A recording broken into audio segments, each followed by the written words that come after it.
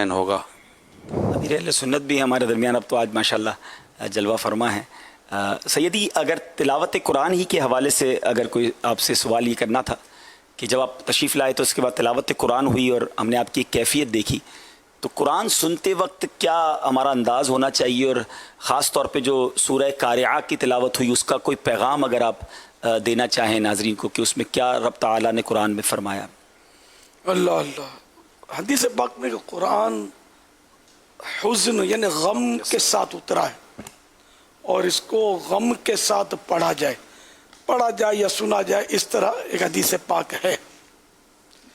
اب رہی سورۃ القارعہ، تو اس میں قیامت کا ہولناک منظر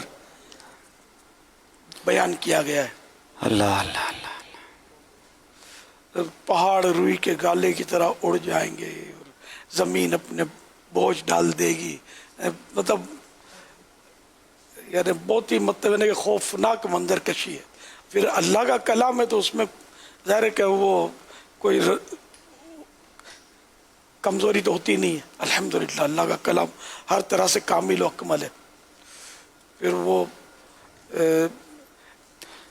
جن کی تولیں بھاری پڑ گئی، ہاں وہی سیدھے ہاتھ میں جن کی تولیں بھاری پڑی وہ عیش میں ہوں گے۔ اللہ، وزن جن کا اعمال نامہ نیکیوں میں بھاری ہوا، جن کی ہلکی پڑی تولیں تو وہ جہنم میں ہوں گے، اور بھڑکتی آگ میں، اللہ اللہ دلوں تک چڑھ جائے گی، اور وہ خوفناک منظر کشی اس میں قیامت کی ہے۔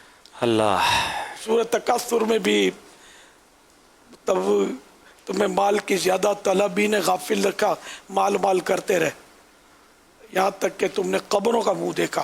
جو بھی مال دولت کے پیچھے خوار اور مارے پھر رہے ہیں، ان سب کے لیے یہ بڑی اس میں مطلب عبرت ہے۔ لیکن بہرحال ہم لوگ پڑھتے ہیں، ہم کو اثر کہاں ہوتا ہے؟ الہاکم التکاثر حتی زرتم المقابر، تمہیں غافل رکھا مال کی زیادہ طلبی نے۔ مال بڑھ جائے، مال کی بہت زیادہ طلبی، زیادہ مال ملے مجھے، اس نے تم کو غافل رکھا یہاں تک کہ تم نے قبروں کا منہ دیکھا، یہاں تک کہ تم قبر میں جا پہنچے۔ یہ مال بندہ کرتا رہتا ہے اور اس قبروں میں اتر جاتا ہے۔ تو اس طرح پھر اس میں جہنم کا بھی بیان ہے۔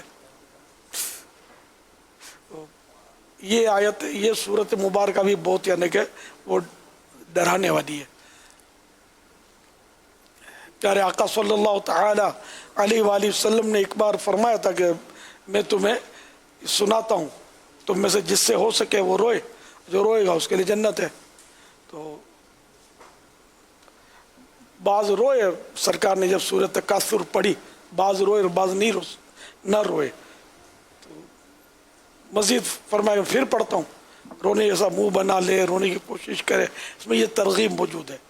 تو قرآن کریم پڑھ کر اس پر بندہ غور کرے، لیکن غور ہر ایک نہیں کر سکتا، نہ ہر ایک کو اجازت ہے، وہ گمراہ ہو سکتا ہے۔ جو مطلب مفسرین یا تفسیر پر جس کی نظر ہو نا، وہ آیت مبارکہ پر غور کر سکتا ہے۔ غور کے بڑے فضائل اور تاکیدیں آئی ہیں، کہ ترغیبات آئی ہیں احادیث مبارکہ میں، لیکن ہیں انہی کے لیے کہ جو قرآن کو سمجھتے ہوں۔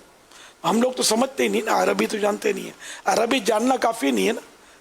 قرآن کریم کا ترجمہ بھی یہاں کون سے ایک لفظ کے کئی معنی ہوتے ہیں، تو تفسیر کے مطابق اس کا ترجمہ کیا بنے گا تو یہ تو ہر ایک جانتا نہیں۔ تو اس لیے سبھی کو ہم لوگوں کو غور کرنے کی اجازت نہیں ہے۔ یہ بعض آیتیں الفاظ ایسے ہوتے ہیں کہ ہر ایک تھوڑا بہت شد بود ہو تو سمجھ لیتا ہے اس کے معنی۔ صلو علی الحبیب صلی اللہ تعالی علی محمد۔